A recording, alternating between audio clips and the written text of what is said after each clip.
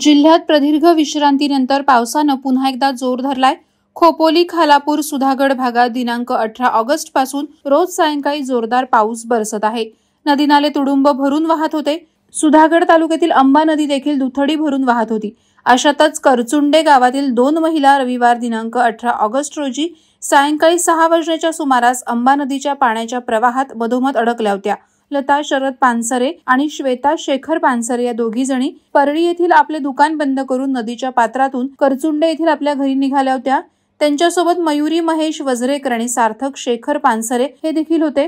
सुरुवातीला नदीचं पाणी कमी असल्याने हे चारही जण नदीतून पलीकडे जाण्यासाठी निघाले, मात्र अचानक नदीचं पाणी वाढलं। पाण्याचा प्रवाह वाढताना पाहून मयुरी वजरेकर आणि सार्थक पानसरे हे दोघं मागे फिरले आणि त्यांनी तत्काळ नदी किनारा गाठला। मात्र लता आणि श्वेता पानसरे या दोघी मध्येच अडकून पडल्या। पाण्याच्या जोरदार प्रवाहात या दोघी एकमेकींना धरून उभ्या होत्या। अशा वेळी येथे मासेमारी करत असलेले प्रमोद म्हस्कर, शिवा म्हस्कर, तुकाराम म्हस्कर आणि रवींद्र म्हस्कर यांनी क्षणाचाही विलंब न करता ताबडतोब या महिलांना वाचवण्याचा निर्णय घेतला। टायर ट्यूब मध्ये बसून दोर लावून चौघजण नदी प्रवाहात उतरले। जीवाची बाजी लावून त्यांनी दोघींना सुखरूप नदीकिनारी आणलं।